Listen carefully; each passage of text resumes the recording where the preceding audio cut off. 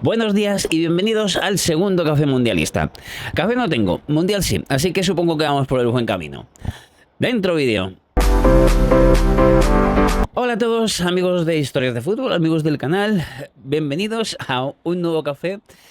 Todas las mañanas vamos a estar un ratito, no van a ser vídeos muy largos, pero quiero estar hablando sobre el mundial todas las mañanas, sobre lo que vaya pasando el día anterior, lo que se supone que puede pasar ese día. La idea es buscar temas de debate y también curiosidades que vayan pasando o anécdotas de las que, pues, que a lo mejor no se hable tanto o que sean curiosas, ¿no? Para comentar aquí un ratito cada mañana de mundial. Vamos a hacer esto de aquí hasta que termine el mundial, es decir, el último café. Veremos si tengo café en algún momento, porque con el tiempo a mí no me gusta mucho el café. Y además estos días es que se me olvida continuamente comprar algo. Pero bueno, algo tendremos cada mañana. En fin, mañana empieza el Mundial. Por cierto, antes de que se me olvide, porque he tenido que empezar y repetir de nuevo porque no tenía conectado el micrófono. Estoy en el otro canal, en iPhone Explora, que tenéis el enlace en la caja de descripción del vídeo. Todos los días subo un vídeo hablando de cada país que tiene selección en el Mundial, cuya selección participa en el Mundial. Sería mejor decirlo así, ¿no? Pero desde el punto de vista no futbolístico, sino desde el punto de vista de buscar curiosidades de ese país, de las que no se sepa tanto, curiosidades como sobre cómo es viajar allí, sobre cuáles son su gastronomía más conocida, sobre curiosidades que tenga como país, cosas de esas que nos sirvan también un poquito como intentar saber cómo es ese país como viajero, ¿no? Evidentemente hay países que son muy conocidos por todos, entonces en esos países más que nada lo que dedico es un poquito a hablar de esos países como viajero y también un poquito buscar curiosidades de las que no se hable tanto, ¿no? Creo que es interesante si eres de los que te gusta viajar, de los que te gusta también un poquito entender el mundo, ¿no? Que es de lo que va ese otro canal. Aquí sí que lo dedicamos un poco más al aspecto futbolístico, fútbol internacional. Tengo muchas ideas también, además, para este canal para después del Mundial, pero vamos a aprovechar el Mundial, ¿no? Porque yo creo que un canal de fútbol sin dedicar algo especial al Mundial, me parece que no sería un canal de fútbol. Entonces, pues vamos con esto. Hoy quiero... El Mundial empieza mañana, como decía. Y hay varias cosas curiosas. Por ejemplo, mañana se juega el México-Sudáfrica. Ya tendremos tiempo un poquito mañana a hablar un poquito más en profundidad de ese partido. Pero hay que decir dos cosas. Primero, es la primera vez en la historia que se repite partido inaugural en la historia de los mundiales. Es decir, el México-Sudáfrica ya se jugó en el primer partido del Mundial de Sudáfrica, con aquel inolvidable gol de Sababala, ¿os acordáis? Aquel mundial con las bubucelas, aquel mundial que ganó España, aquel mundial que también Uruguay quedó bastante alto, llegó a semifinales, con aquellos goles de Forlán, de Diego Forlán. Pues se va a repetir. Y además se va a repetir en un escenario que también se va a convertir en algo histórico. Ya el escenario de por sí es histórico, como es el Azteca de Ciudad de México. Y ahora se va a meter más en la historia porque va a ser el primer estadio en recibir tres mundiales, en organizar o en que se jueguen partidos de tres Copas del Mundo distintas, ¿no? Recordemos que en México se jugaron la Copa del Mundo, el Mundial de 1970, el de 1986, que por supuesto se jugaron en el Azteca partidos de esos dos mundiales. Pelé, Maradona han jugado allí. Y mañana se van a jugar partidos, se va a jugar el primer partido del Mundial de 2026.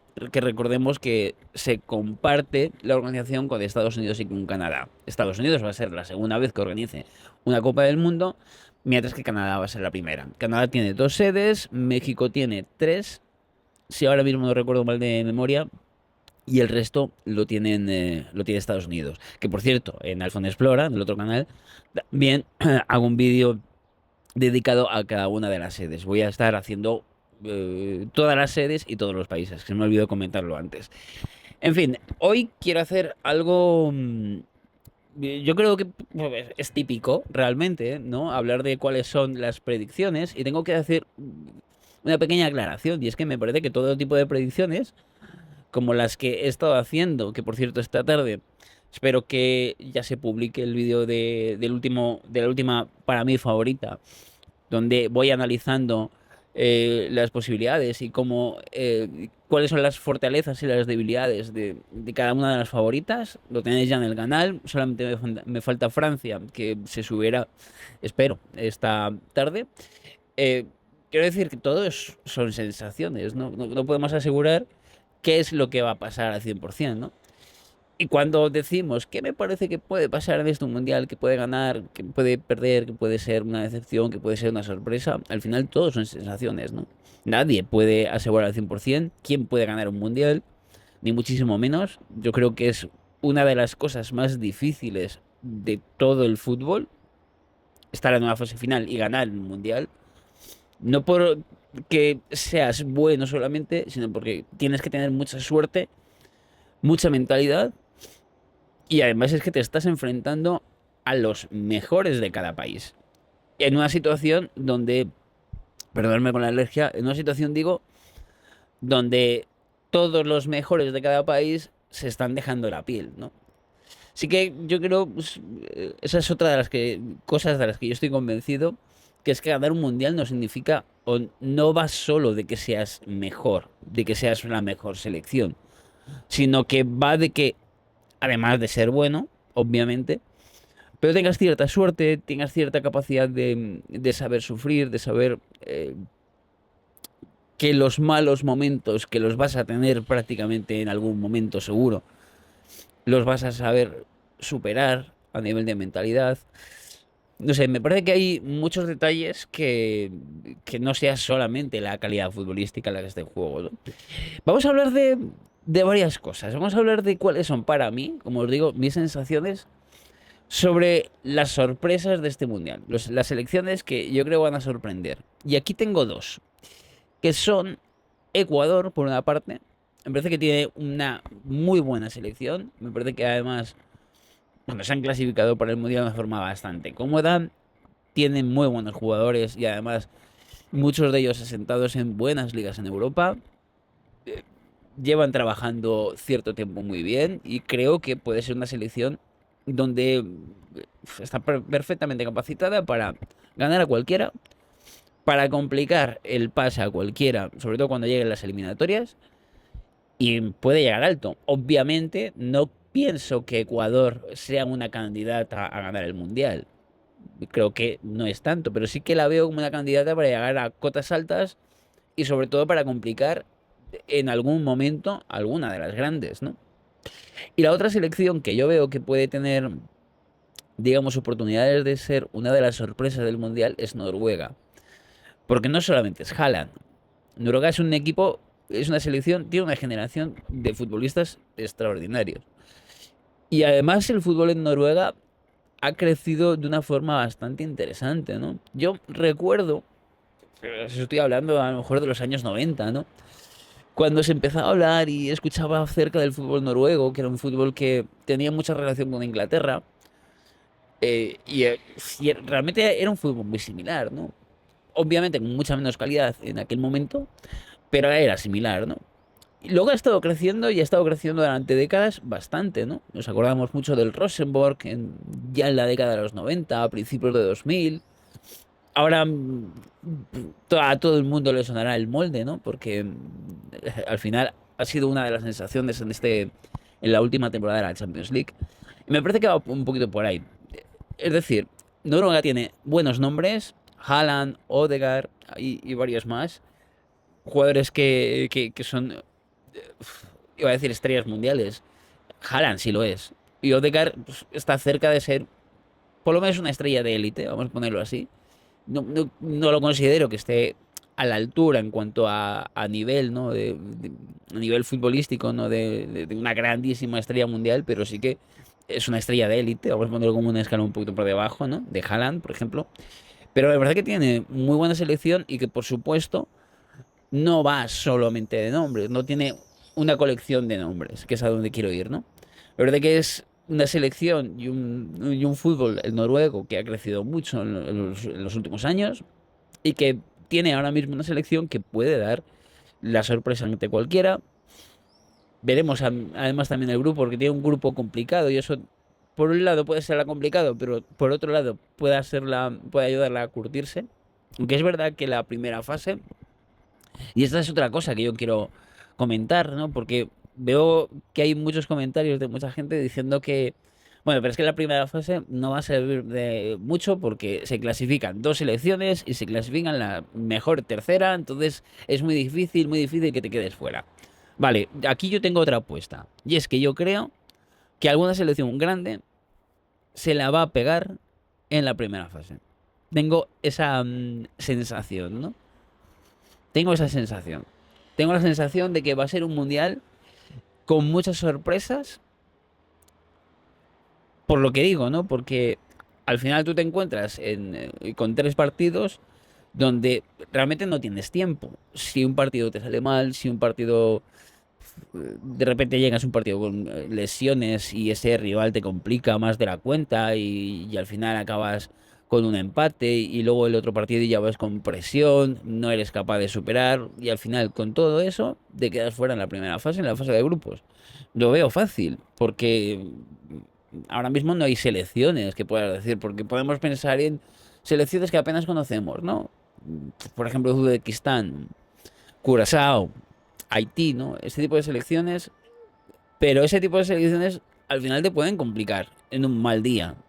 Cabo Verde, ¿no? Sería otro ejemplo, ¿no?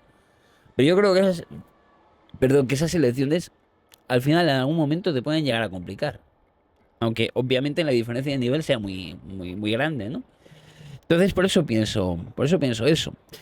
Esas dos selecciones, Ecuador y Noruega, yo los voy a poner como posibles sorpresas, posibles revelaciones para mí. Quiero que abajo en la caja de comentarios me pongáis si estáis de acuerdo o no y cuáles son vuestras opciones. Vamos con las que yo creo que van a ser selecciones de excepción. Y aquí alguno me va a decir algo, seguro. Como pasó en el vídeo de Argentina. Pero bueno, ya os he dicho una, ¿no? La verdad es que Argentina va a ser una de las decepciones de este mundial. ¿Por qué? Porque, a ver, yo creo que cuando hablamos de tensión o de presión, ¿no? Porque un argumento que yo he escuchado es, vale, como Argentina, como la selección, ya no tiene la presión, va a actuar sin presión, va a jugar el mundial sin presión, y eso la hace mucho más peligrosa. Y es un argumento que yo compro. Es decir, entiendo ese argumento. Y lo puedo comprar, es decir, lo puedo como hacer mío, ¿no?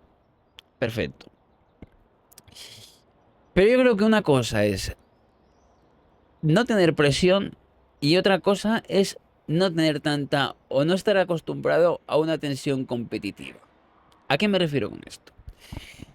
Em, si exceptuamos la clasificación para el Mundial y si exceptuamos la Copa América del 2024, creo que la selección argentina se ha metido menos en competición que otras selecciones europeas, que han estado inmersos en distintas competiciones. Da igual que le llamemos con más o menos caché que tenga esa competición, ¿no? Pero España, por ejemplo, o Francia, han estado en Portugal, han estado disputando la Nation League, la clasificación al propio Mundial, etcétera, ¿no? Y aunque no sea... ahí, el teléfono. Y aunque no sea lo más competitivo en algunos casos, en muchos de los partidos, sí que han tenido partidos complicados contra grandes selecciones o por lo menos selecciones medias europeas. Y no es el caso de Argentina. Por eso a mí me generan muchas más dudas. Por eso y porque muchos integrantes son eh, claramente más mayores que lo que eran hace 4 años, ¿no? Messi con 39 años no es el mismo Messi de 2022, no puede serlo. Y Messi sigue siendo una de las claves de esta selección. De hecho, yo creo que una de los objetivos de Argentina debe ser, en este mismo campeonato incluso, debe ser no depender de Messi. Que Messi es Messi, pero ya la selección argentina no puede depender tanto de Messi como sí lo terminó haciendo en 2022, que era lógico, ¿no? Por eso me genera muchas dudas, porque es cierto que la primera fase tiene un grupo bastante asequible, un grupo donde lo normal es que quede en primera, lo normal, ya he dicho lo mismo de antes. Y esto es curioso porque si quedan primeros, se enfrentan al segundo del grupo de España, ¿no? Que ahí también lo dejo porque en 16avos, si ocurre lo que yo creo que puede ocurrir en la fase de grupos, me parece que en 16avos puede ser también. Podemos ver también enfrentamientos curiosos, bonitos, pero fastidiosos para más de uno. En fin, la otra selección que yo considero que va a ser una decepción va a ser Marruecos. Creo que Marruecos hizo un grandísimo mundial en 2022, pero la base de Marruecos ya no es la misma. Bueno, la base de Marruecos realmente sí es la misma, más Brahim Díaz, pero creo ya que ya no tiene esa capacidad de sorpresa como si tenía en 2022, ¿no? Yo recuerdo el partido contra España, fundamentalmente, y realmente también el partido contra Portugal, pero claro, esa capacidad de sorprender, de organizarse bien, de hacer que el rival no jugase cómodo, como le pasó, como fue el partido contra España, me parece que ya no tiene esa capacidad de poderlo lograr de una forma tan fácil, ¿no? Así que, como os digo, es una sensación. Yo creo que Marruecos, en este caso, no digo que se vaya a eliminar en la primera fase, tampoco, perdón, pero sí que creo que va a ser una pequeña decepción. Y ya para terminar, vamos con las cuatro selecciones que yo considero, y las voy a poner en orden, las favoritas al título. A ver si hago... Uy, la cámara. Si hago caso a esto, lo normal es que veamos en semifinales cuatro selecciones europeas. Y alguno podrá decir, vale, pero es que se juega en Estados Unidos, el ambiente va a ser distinto para las selecciones europeas, lo van a tener un poquito más difícil, la temperatura, los desplazamientos, en fin, ese tipo de cosas, ¿no? Y puedo comprar temperatura, puedo comprar que va a ser un mundial que va a ser un poquito más complejo para desplazarse en algunos casos, em, pero yo no compro que las selecciones europeas hoy por hoy, no las selecciones europeas como europeas por per se, sino las cuatro selecciones que voy a nombrar ahora, me parece que a nivel de calidad están por encima de las demás selecciones. Es así, en cuanto a nombres, ¿no? Eso no quiere decir que vaya a pasar lo que yo voy a decir, ¿no? Pero me parece que es claramente superior, ¿no? Así que voy a poner, y esto lo voy a ordenar como cuarta candidata seria a Francia, a la selección francesa. Y lo pongo cuarto a pesar de que voy a decir que me parece que en cuanto a nombres es la mejor selección del torneo. En cuanto a nombres, sin duda, la mejor selección del torneo, ¿no? Pero sí que creo que a mí Deschamps nunca me ha gustado. Creo que hay una parte que no le ha sabido dotar de todo el potencial a la selección y me parece que eso se nota, aunque sin duda los resultados están ahí. Es decir, Francia es campeona con Deschamps, por supuesto, en 2018 y Francia es subcampeona que estuvo a punto de ganar el Mundial en 2022. Eso no lo podemos discutir, ¿no? Pero como me gusta tan poco la propuesta de Deschamps, yo la dejo cuarta. La tercera es Inglaterra. Me parece que es una de las selecciones que yo estoy viendo como un poquito tapadas dentro de las favoritas. Y me parece que tiene mucho que decir. Me parece que tiene el mejor delantero centro del campeonato, sin ninguna duda. Yo creo que si Harry Kane está bien en este mundial, Inglaterra puede llegar muy lejos. Porque además Harry Kane no es solamente un rematador, no es solamente el tío que mete los goles, sino que hace mucho por la selección. Y luego tiene una muy buena plantilla. Tiene extremos que Bukayo Saka, tiene jugadores muy interesantes y, y yo creo que como no se está hablando tanto, porque en este caso ya no se está hablando tanto de la selección inglesa como en otros mundiales, con las expectativas muy muy altas, yo creo que eso hace que esta Inglaterra en concreto sea un poquito más peligrosa de lo que mucha gente está viendo, ¿no? En el segundo puesto voy a poner a Portugal. Portugal es una de las mejores. Yo aquí la pondría como la segunda mejor plantilla del Mundial, por detrás de Francia. Me parece que el centro del campo es el mejor. Si nos vamos solamente al centro del campo, es el mejor. Me parece que es la única selección que es capaz de quitarle el balón a España, lo he dicho muchas veces. Y de hecho pasó así en la final de la Nations League. Y me parece que tiene una oportunidad histórica esta selección portuguesa de conseguir llegar a lo más alto, ¿no? De todas las favoritas es la única que no ha conseguido un mundial todavía. Y tiene un mundial histórico.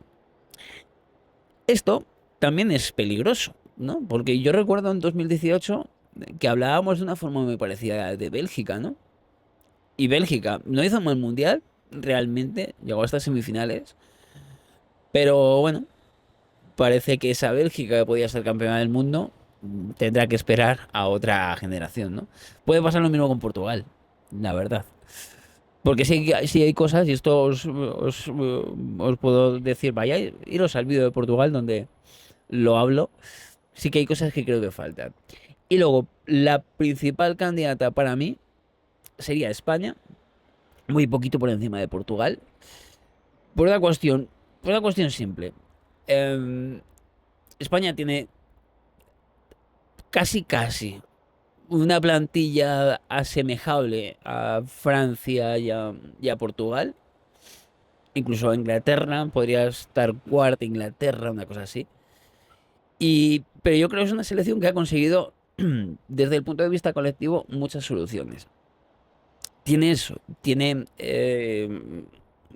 capacidad ya ganadora que lo ha demostrado, que lo demostró en la última Eurocopa, y también una cierta inercia ganadora. Y eso me parece que puede ser importante, ¿no? Así que yo la pongo como la primera o principal candidata al título. Vamos a ver un poquito cómo son los cruces, porque ahí puede haber peligro. Podríamos perfectamente, ya os digo, meternos en una España-Argentina en 16avos, lo que podría ser muy peligroso, yo creo que para ambas selecciones, ¿no? Porque evidentemente una de ellas se quedaría muy pronto y se convertiría en una absoluta decepción, ¿no? Tanto por uno como por el otro. Así que veremos un poquito lo que pasa. Vamos a dejar el vídeo aquí y nada, te voy a emplazar a lo que yo te decía al principio. Vamos a hacer esto sin café de momento, pero bueno, un café mundialista cada mañana. En fin, vamos a ver qué pasa y mañana hablaremos un poquito más en profundidad de ese México-Sudáfrica y de los primeros partidos que se van a jugar en la primera jornada. Suscríbete al canal, ayúdame con este proyecto y como digo siempre, bueno, y esta noche a ver si se publica el de la selección francesa. Vamos a seguir, nos vemos dentro de muy poco. Adiós.